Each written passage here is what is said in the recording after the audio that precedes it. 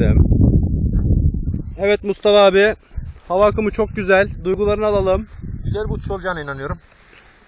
Hava biraz sakin bugün ama mümkün olduğu kadar güzel uçuş yapmaya çalışacağız. Çok güzel. Teknoloji 10 numara. Kafa kamerası var. Telsiz. Her Aynen. şey güzel. Rüzgar Akım çok güzel. Yavaş yavaş dış çekime geçiyorum. Evet. Yandan geliyor.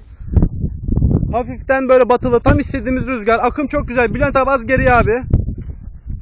Evet. Harika. Temiz. Çok güzel. Çok güzel. Harika bir kalkış. Çok güzel. Yamaçtan uzaklaşma. Sağ yap.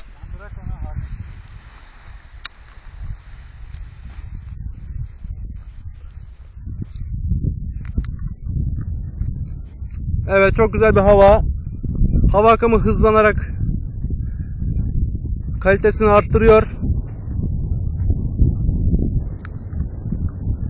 Mustafa abimiz havada. İbrahim abiyle Fırat abimiz hazırlıkta. Mustafa abi bastırıcıydı şu anda. Olabilir. Kaç oradan diyoruz. İlerle diyoruz. Tüm tribünler ayakta. Evet, sola doğru. Orta sahayı açtı. Ceza sahasına doğru. Hala bastırıcının etkisinde. Tribünler heyecanlı. Ayakta. Uçuşu seyrediyor. Bastı Speedy. Gol oldu. Hala basıyor. Hala basıyor. Hala basmakta.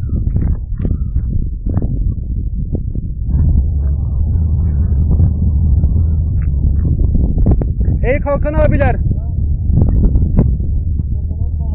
İbrahim abi. Bak, rüzgara aldanma. Yamaçtan uzak kopma. Bak, Mustafa abinin halini gör. Uzaklaşmak yok burada.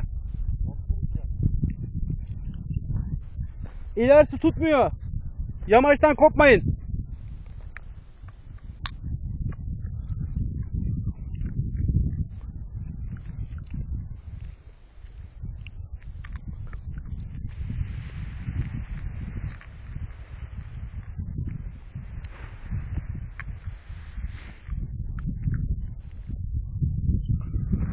Evet, Mustafa abi şu anda S şeklinde dönüşlerle iniş planını yapmış vaziyette. İniş alanına yaklaşıyor.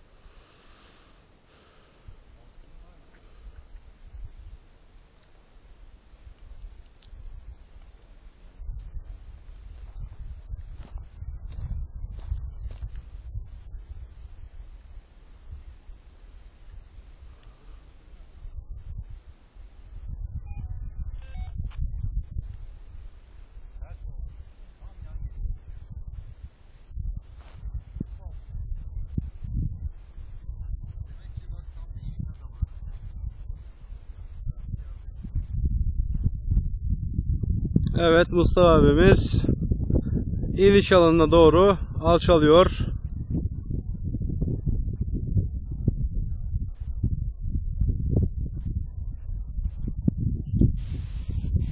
İnişini yaptı. Arkada da İbrahim abimiz şu anda kalkışını yapıyor. Temiz temiz abi, koş. Koş koş. Fren çekme. Sal frenleri, koş.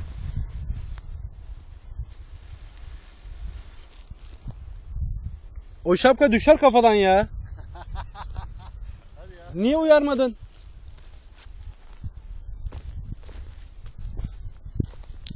Bak ne güzel kaldırıyor. Sağ yap sağ. Telsiz var mı onda? Daha devam. Çok güzel hissediyordum. İyi de sol yap. Elinden Tepeye dönsün abi, tepeye bak, bastırıcı başladı.